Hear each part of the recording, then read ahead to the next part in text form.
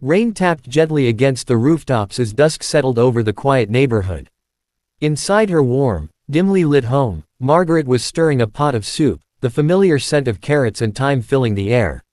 It had been a lonely day, like most since she lost her baby 6 months ago. The stillness had become something she both feared and accepted. Just as she was about to sit down for dinner, a knock at the door startled her. It wasn't loud, just hesitant enough to suggest uncertainty. She wiped her hands on a dish towel and approached the door, her brow furrowed in confusion. Nobody visited her anymore, not even family. When she opened the door, the fading light revealed a young man, no older than 30, drenched from the rain. In his arms, a tiny baby wrapped in a tattered blue blanket whimpered softly. The man's face was drawn, pale, and unshaven. His lips trembled, whether from cold or fear, she couldn't tell. "I'm sorry," he said quickly, almost backing away. My son, he's hungry. I don't have anything left. I just a little milk. Anything." Margaret stared, momentarily speechless. She took in the sight. The baby's flushed cheeks, the damp curls stuck to the man's forehead, the way his arms trembled as he tried to keep the infant steady. The desperation in his eyes struck something deep within her, a place she had tried to keep closed for months. He wasn't begging, not exactly. He had the look of someone who had already swallowed too much pride before arriving at her doorstep.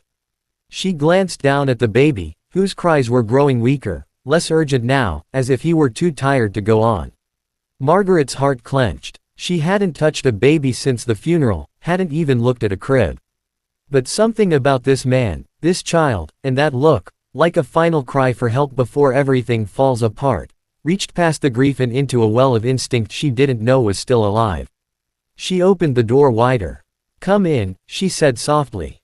"Let me help." The man stepped inside cautiously, cradling the baby close to his chest as if he feared someone might snatch him away.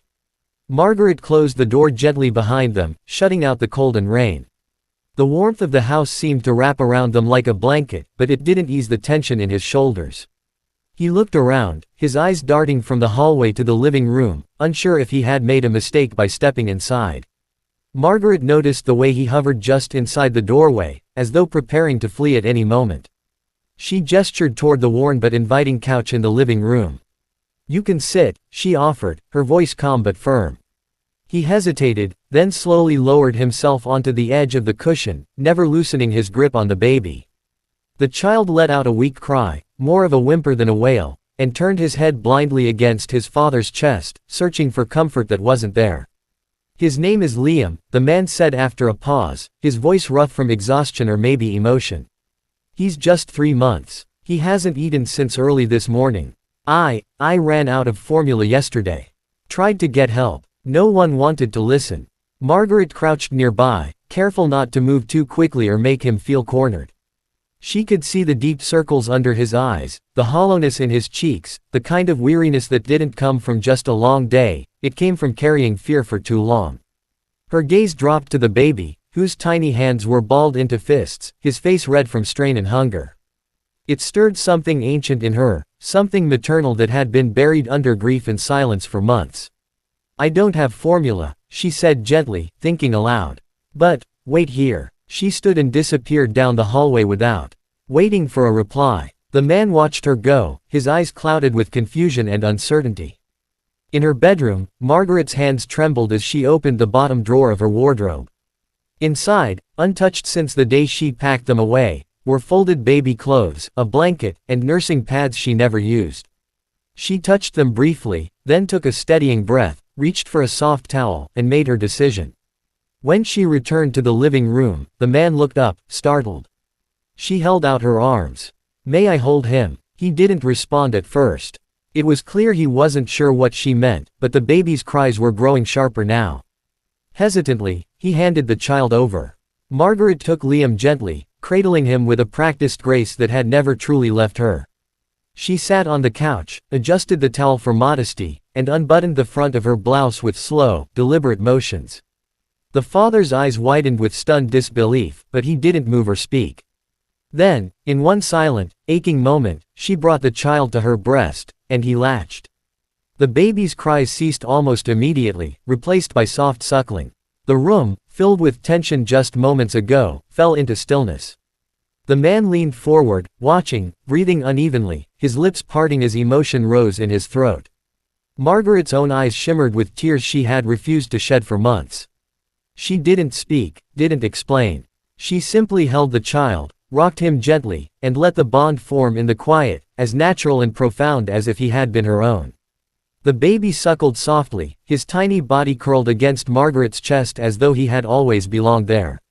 His desperate cries had melted into the rhythmic sound of nursing, a fragile peace settling over the room. Margaret sat perfectly still, her arm supporting the infant, the other gently cradling the back of his head.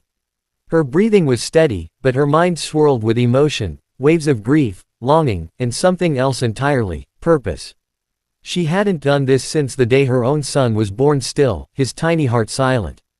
In the months that followed, the ache in her chest had been more than emotional, it had been physical. Her body had prepared for motherhood, but life had denied her the chance. Her milk had come in, but there had been no baby to feed. It was a cruel, silent suffering. She dried up quickly, at her doctor's suggestion, but the ache never fully disappeared. Now, as this tiny boy nursed, her body remembered. And her heart cracked open. The young father sat a few feet away, frozen with disbelief. He didn't know whether to cry, speak, or simply fall to his knees. He had never seen such a thing, never imagined someone could do something so deeply selfless. You didn't have to do that, he finally whispered, his voice barely audible over the soft, steady suckling. Margaret looked at him, her expression calm but heavy with feeling. He needed it, she said simply. I had it to give. There was nothing transactional in her tone. No pride, no need for recognition. Just truth. He stared at her, at this woman he had known for less than 10 minutes, feeding his son like she had known him forever. His own mother had told him to give the child up for adoption.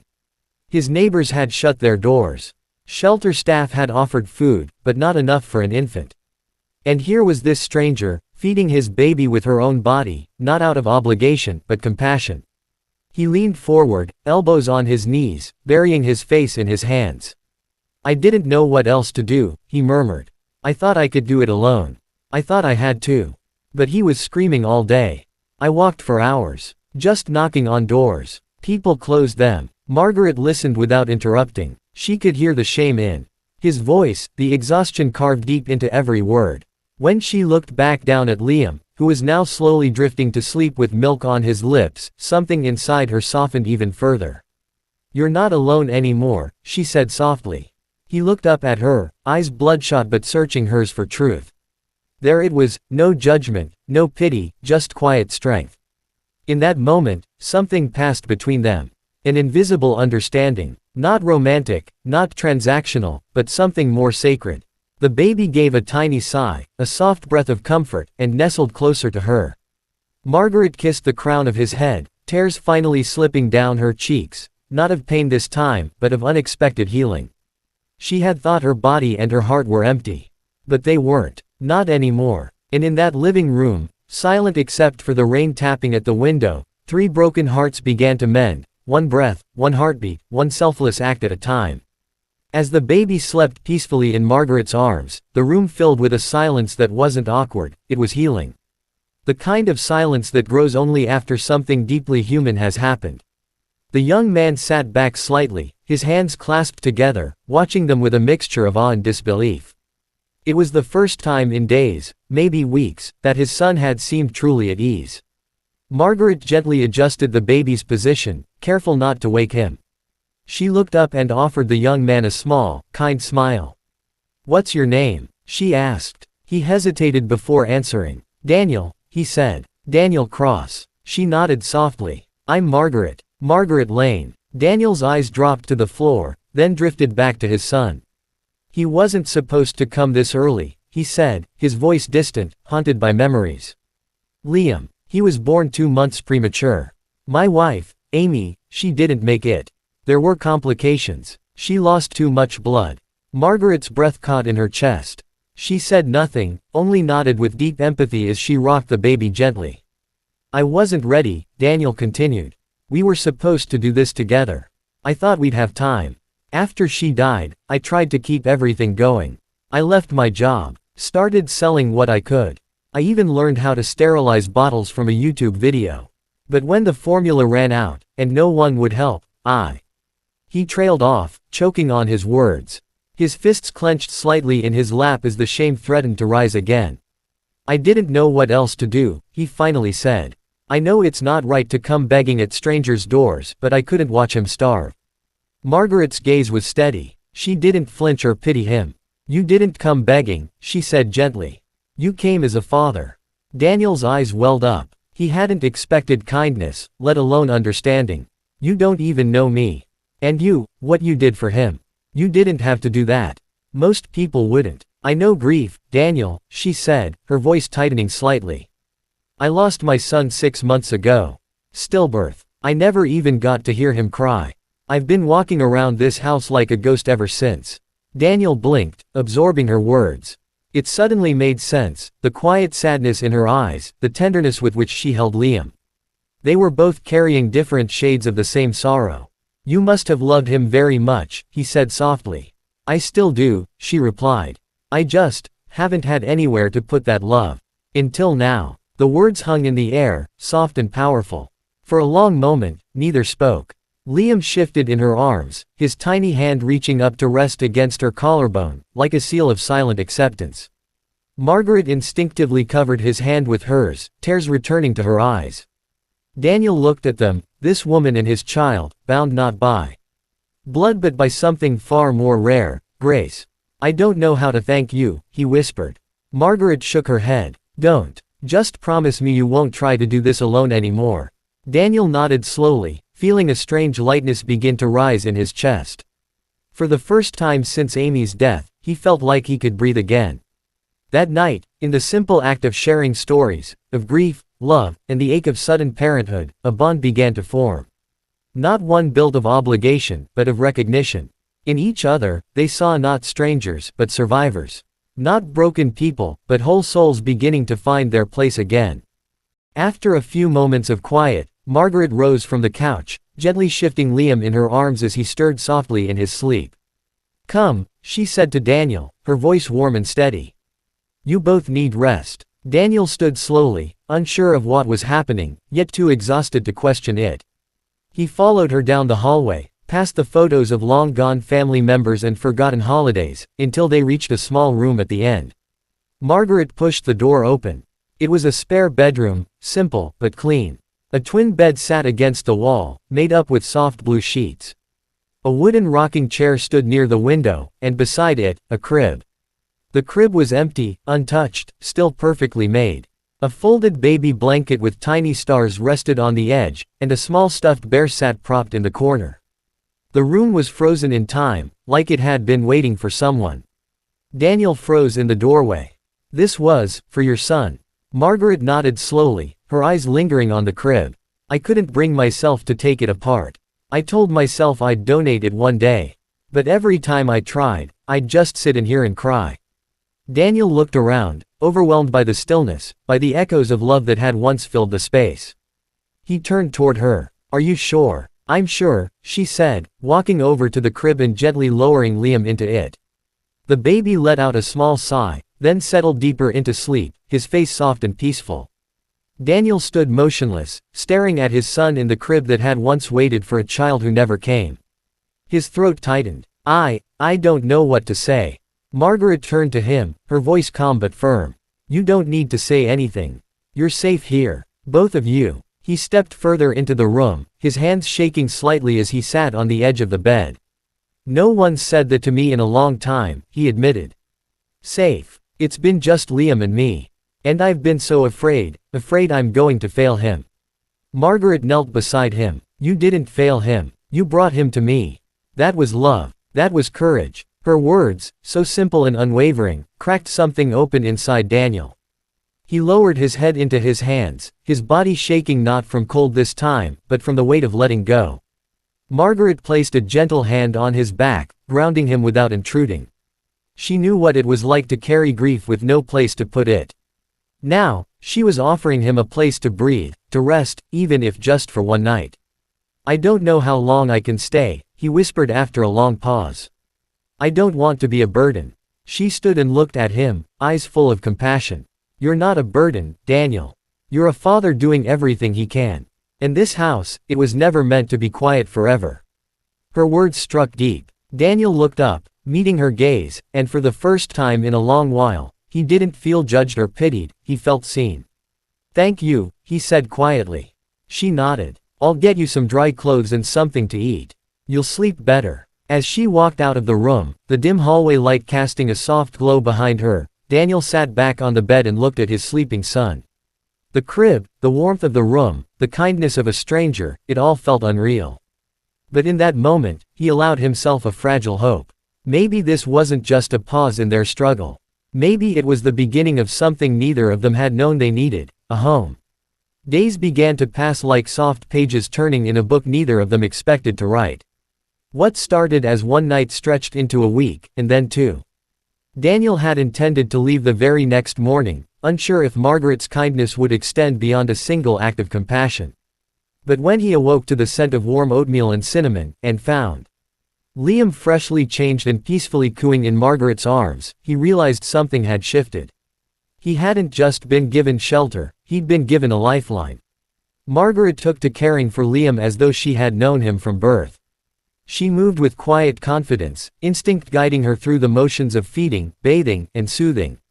The baby responded to her touch immediately, his crying softened when she held him. His sleep deepened when she sang her soft lullabies, the same ones she had once whispered to the nursery air that never answered back. With Liam in her arms, her hands no longer trembled. The stillness that once clung to her home like fog was now replaced by the soft hum of life. Daniel, unsure at first how to repay her, insisted on helping.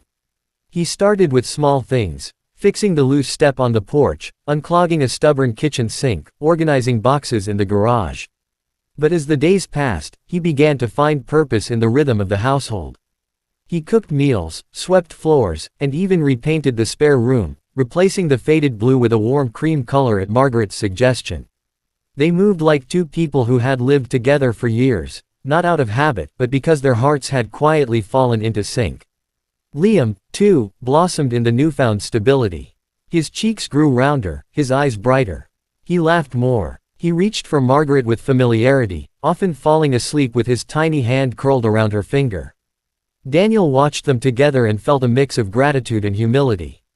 Every time he saw Liam nestled on her chest, he knew something unspoken had begun to take root. She was becoming more than the woman who had fed his child, she was becoming a mother figure, for both of them.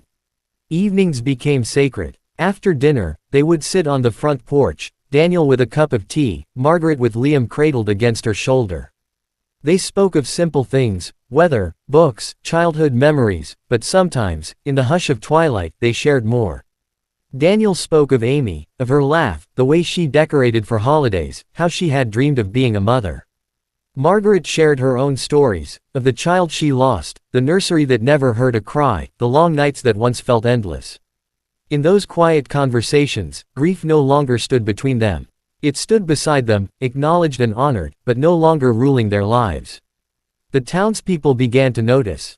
The old man at the corner store asked Margaret if she had family visiting. The mail carrier gave a curious glance when Daniel signed for a package. Neighbors who once only nodded in passing now lingered, their questions unspoken but heavy in their gazes. Margaret didn't offer explanations. She didn't feel the need to. Her world had changed. Not suddenly, not with fanfare, but steadily, like spring returning after a long, cruel winter. The woman who once sat alone at the kitchen table now laughed with a child in her lap. The man who once walked the streets in despair now planted flowers beneath her windows. And slowly, without ever discussing it directly, the three of them, Margaret, Daniel, and baby Liam, were becoming something neither of them had expected. A family stitched together not by blood, but by mercy, shared sorrow, and the quiet power of choosing one another. The days had grown warmer, and with spring came open windows, birdsong, and curious glances from neighbors who now saw more than one figure moving through Margaret's home. What had once been a quiet, solitary place was now filled with the soft noise of new life, the creak of a rocking chair, the laughter of a baby, the occasional clatter of dishes being washed by two sets of hands instead of one. And outside, the neighborhood had started to take notice. It Began subtly, a longer look from Mrs. Denton, the retired librarian 2 doors down, who rarely spoke but always watched. Then came the visit from Rebecca, a neighbor who had barely spoken to Margaret in years, now suddenly appearing with a pie and a carefully veiled smile. "Just thought I'd welcome your guests," she'd said with a pointed glance at Daniel and the baby, as if waiting for an explanation that Margaret never offered. There were whispers too. At the grocery store, in the church foyer, even among parents at the local park where Margaret now sometimes took Liam for walks in his stroller. Some were benign, idle curiosity about a man and child living with the town's quietest widow. Others were sharp, laced with judgment and presumption. Why was a single man living with a woman he wasn't related to? What was really going on behind those walls? Daniel could feel the eyes. He'd grown used to going unnoticed, fading into the background in his struggle to survive. Now, under the weight of scrutiny, he found himself walking straighter, speaking less. He didn't want to bring Margaret any trouble. One afternoon, as they returned from the park, a neighbor stopped them. Her tone was polite, but her words were edged with implication. "Everything all right, Margaret? You've got your hands full these days, I see." Margaret met her gaze directly. "Everything's more than all right," she said calmly, placing a gentle hand on Liam's back. "This is Daniel. And this is Liam. They're staying with me." The woman blinked, clearly expecting a different response, something apologetic or vague. But Margaret didn't flinch. She smiled, nodded, and walked on. Inside the house, Daniel was quiet. He sat on the edge of the couch as Liam babbled in his lap, and Margaret brought in bags of groceries. When she returned to the room, she could see the concern on his face. "You don't have to keep defending me," he said quietly. "Or explain why we're here. I know people are talking. I don't want you to get hurt by this." Margaret set the bags down and came to sit beside him. "Let them talk," she said simply. "I've lived with silence long enough. I'd rather have their whispers than go back to that empty house I used to know." He looked at her, really looked, and saw not just kindness but strength. She had been through her own storm, and these rumors, these sideways glances, meant nothing compared to the grief she had already survived. Still, it wasn't easy. There were moments of doubt, moments when Daniel offered to leave, to find work elsewhere, to take Liam and start over so she could have her quiet life back. But Margaret never wavered. "You and Liam don't disturb my peace," she told him one evening, while folding tiny clothes beside the fire. "You gave it back to me." And with time, the questions faded. Not because people stopped wondering, but because they stopped needing answers. They saw the way Margaret lit up when she held Liam. They saw the gentleness in Daniel's eyes when he looked at her. Most of all, they saw a house once cloaked in grief now blooming with laughter and purpose.